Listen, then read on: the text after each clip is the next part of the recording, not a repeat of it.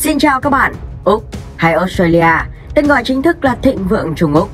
Đây là một quốc gia nằm ở Nam bán cầu với tổng diện tích lên tới 7.692.024 km², là quốc gia lớn thứ 6 trên thế giới. Nhưng Úc chỉ có khoảng 25.733.000 người sinh sống. Nhắc tới Úc, chắc chắn ai cũng sẽ liên tưởng tới kangaroo. Thậm chí, mọi đứa trẻ đều biết kangaroo đến từ đâu. Loài chuột khổng lồ này quan trọng đối với Úc đến mức họ còn đặt một con kangaroo đỏ trên quốc huy, biểu tượng chính thức của khối thịnh vượng Trung Úc. Lý do kangaroo được chọn là vì đặc điểm di chuyển chỉ tiến không lùi của nó. Đặc điểm này xuất phát từ đặc trưng cấu tạo cơ thể của chuột túi với tốc độ nhảy về phía trước trung bình khoảng 50 km/h. Thông qua loài động vật biểu tượng này, người Úc truyền tải đi thông điệp họ sẽ luôn luôn cố gắng phấn đấu tiến về phía trước và không bao giờ có ý định thụt lùi dù có rơi vào nghịch cảnh. Về hành chính, toàn bộ lãnh thổ Úc được chia thành 6 tiểu bang và 10 lãnh thổ liên bang. Trong đó, 3 lãnh thổ liên bang nằm tại đại lục bao gồm lãnh thổ thủ đô, lãnh thổ Jervis và lãnh thổ phía Bắc. 7 vùng lãnh thổ còn lại là các đảo và quần đảo nằm ở ngoài khơi, đồng thời là các lãnh thổ phụ thuộc thịnh vượng Trung Úc, bao gồm quần đảo Ashmore và Cartier nằm cách bờ biển phía tây bắc khoảng 320 km. Đảo Giáng sinh nằm ở các điểm gần nhất trên lục địa khoảng 1.550 km về phía tây bắc. Quần đảo Cocos nằm cách điểm gần nhất trên lục địa Úc khoảng 2.100 km về phía tây bắc. Lãnh thổ quần đảo Heard và đảo McDonald nằm cách bờ biển phía tây nam khoảng 3.850 km. Đảo Norfolk nằm cách bờ biển phía đông khoảng 1.400 km. Quần đảo Coral nằm ở rìa phía đông bắc của tiểu bang Queensland. Úc cũng tuyên bố chủ quyền một phần lãnh thổ Nam Cực trên một khu vực rộng 5.896.500 km², nằm trong Hiệp ước cho Nam Cực. Thủ đô của nước Úc là thành phố Canberra, được đặt tại vùng lãnh thổ thủ đô với dân số khoảng 431.000 người, trên tổng diện tích là 814,2 km². Đây là nơi sinh sống của người Úc bản địa trong hơn 21.000 năm. Tới năm 1908, Canberra được lựa chọn làm thủ đô của quốc gia do vị trí của nó nằm giữa hai thành phố lớn nhất của Úc là Sydney và Melbourne và cách bờ biển phía đông khoảng 150 km. Nó được đánh giá là một trong những thủ đô được quy hoạch khoa học nhất thế giới với cách phân chia các khu vực theo dạng hình học. Trung tâm của thành phố là một vòng tròn lớn liên kết với các tuyến đường huyết mạch xung quanh. Thiết kế của Canberra còn chịu ảnh hưởng của phong trào vườn thành phố, điển hình là các vành đai cây xanh và các vườn quốc gia bao bọc xung quanh thành phố.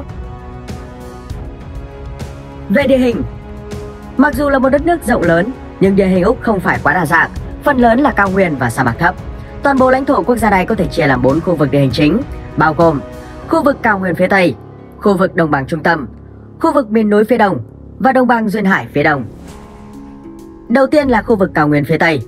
Khu vực này chiếm phần lớn lãnh thổ nước Úc. Nó chủ yếu được hình thành trên miệng núi lửa lâu đời Jingan và miệng núi lửa Pilbara hợp nhất với cao nguyên Deccan. Địa hình của cao nguyên nói chung tương đối thấp, với độ cao trung bình khoảng 400 m, độ dốc vừa và gần như không có dòng chảy bề mặt, ngoại trừ một số con sông ở phía Bắc và phía Tây Nam. Khoảng 70% cao nguyên phía Tây là sa mạc với thảm thực vật chủ yếu là cỏ dại và cây bụi, xen kẽ những đồng bằng trải rộng ven biển. Tại đây có vườn quốc gia Uluru Kata Tjuta rộng 1.398 km², được UNESCO công nhận là di sản thế giới. Với biểu tượng thiên nhiên nổi tiếng nhất ở Úc là Uluru. Đây vốn là một tảng đá sa thạch cao 348 m so với mặt nước biển và được một tộc người bản địa coi là linh thiêng. Cách Uluru 25 km về phía tây là Kata Tjuta. Đây là một nhóm khối đá trầm tích, bao gồm 36 hòn đá hình vòm. Nó có độ rộng khoảng 546 m so với mặt đất và cũng là nơi linh thiêng đối với thổ dân Úc. Tiếp đến là vùng đồng bằng trung tâm. Khu vực này còn được gọi là vùng đất thấp trung tâm. Nó được đặc trưng bởi các đồng bằng đá trầm tích cực kỳ bằng phẳng, với độ cao trung bình khoảng dưới 200 m so với mực nước biển và trải dài từ lưu vực sông Murray ở phía nam đến vịnh Carpentaria ở phía bắc, bao gồm phần lớn các lưu vực nước ngầm của đất nước. Trong đó, Great Artesian Basin là một trong những lưu vực nước ngầm artesian lớn nhất thế giới.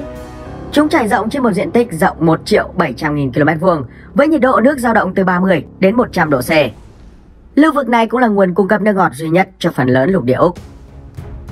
Điểm nhấn của vùng đất thấp trung tâm là hồ nước mặn Ayre rộng 10.000 km². Nó nằm dưới mực nước biển 15 m, đồng thời là điểm thấp nhất của lục địa Úc. Cao nguyên phía đông. Khu vực này còn được gọi là dãy núi Great Dividing với chiều dài hơn 3.500 km, bao gồm một chuỗi các thung lũng, đồi và núi cao, kéo dài từ bán đảo Cape York ở phía bắc đến eo biển Bass ở phía nam.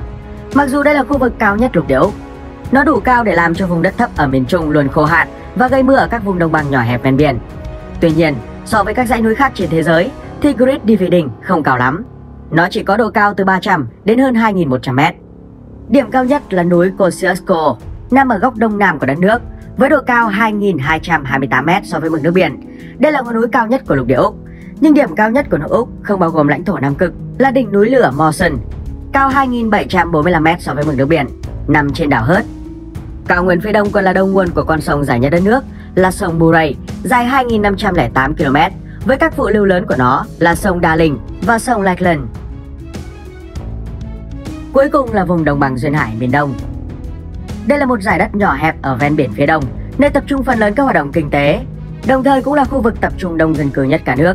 Các thành phố lớn nhất của Úc, bao gồm Sydney, Melbourne và Brisbane đều nằm ở đây.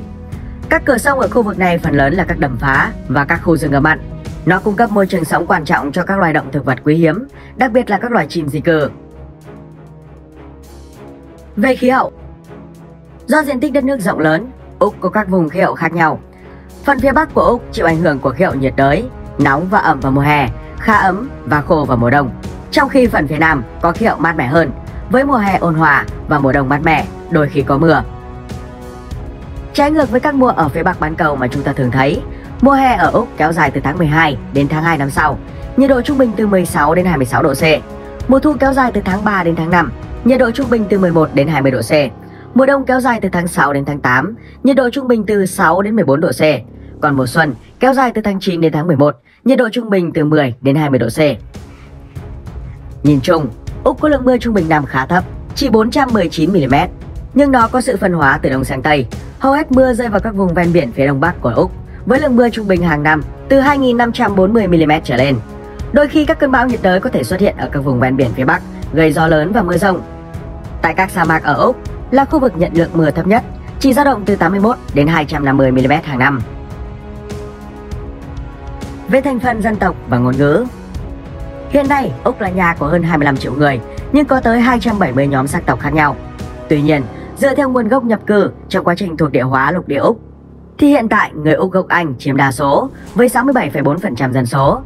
Tiếp đến là người Ireland chiếm 8,7% dân số, người Ý chiếm 3,8%, người Đức chiếm 3,7% và người gốc Hoa chiếm 3,6%. Người Úc bản địa hiện nay chỉ chiếm khoảng 3% dân số. Người Úc gốc Việt cũng là cộng đồng khá lớn tại đây, chiếm 1,4% dân số. Còn lại 8,4% dân số là người có nguồn gốc từ các quốc gia châu Phi, châu Âu và châu Á khác. Mặc dù Úc không có ngôn ngữ chính thức, nhưng tiếng Anh Úc là phương ngữ tiếng Anh được phần lớn dân số tại Úc sử dụng. Tương tự như sự khác nhau giữa miền Bắc, Trung, Nam của Việt Nam, tiếng Anh Úc cũng được phân chia thành 3 loại, bao gồm giọng Broad Australian được 10% dân số sử dụng, giọng General Australian được 80% dân số sử dụng, còn lại 10% dân số nói giọng Cultivated Australian. Về tôn giáo, Úc không có quốc giáo. Điều 116 của Hiến pháp Úc nghiêm cấm chính phủ liên bang ra bất kỳ điều luật nào nhằm chính thức hóa bất kỳ tôn giáo nào.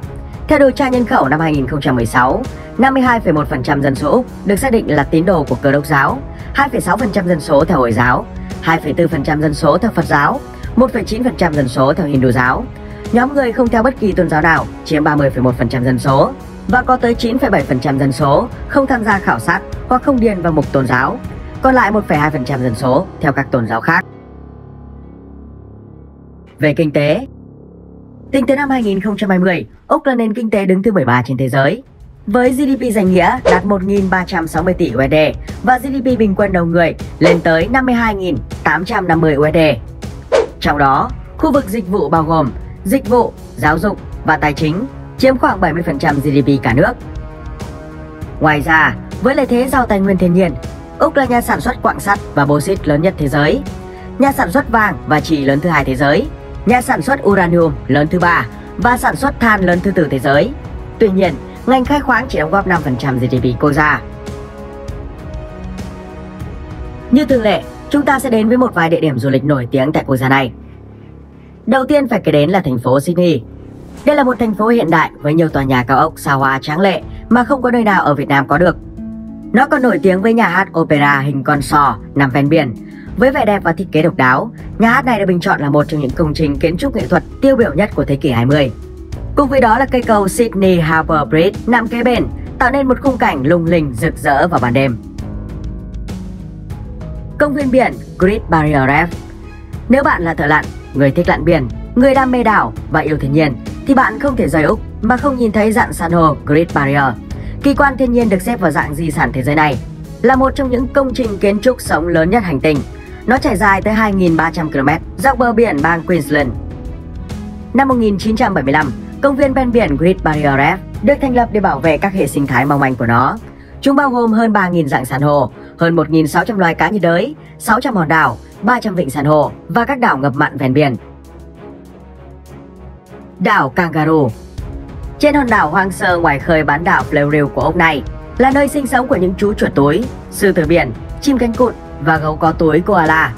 Khi đến đây, bạn có thể đắm mình vào những làn nước biển trong xanh như pha lê, ngắm những khối đá bị bao mòn bởi gió, khám phá hệ thống hang động rộng lớn, hay thưởng thức hải sản tươi sống trong các nhà hàng địa phương. Đường Great Ocean. Great Ocean Road dài 243 km, nằm ở bang Victoria, được coi là một trong những con đường đẹp nhất ở Úc. Nó bao gồm The Trail à Portal, là những khối đá vôi tuyệt đẹp nhô lên khỏi đại dương ở gần công viên quốc gia Port Campbell. Ngoài ra còn có một số địa điểm dọc theo con đường, nơi bạn có thể phát hiện ra một số loài động vật hoang dã nổi tiếng của Úc, bao gồm chuột túi, hải cẩu lông và đà điểu. Ngoài ra, Úc còn có rất nhiều địa danh tuyệt vời khác nữa.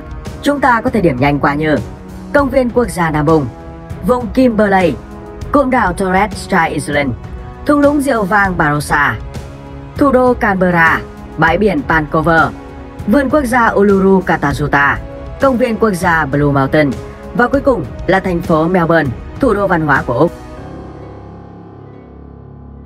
Vậy là chúng ta đã khép lại hành trình khám phá xứ sở chuột túi. Các bạn thấy quốc gia này như thế nào? Hãy để lại suy nghĩ dưới phần bình luận cho 5 phút thôi và mọi người cùng biết nha. Xin chào và hẹn gặp lại trong các video tiếp theo.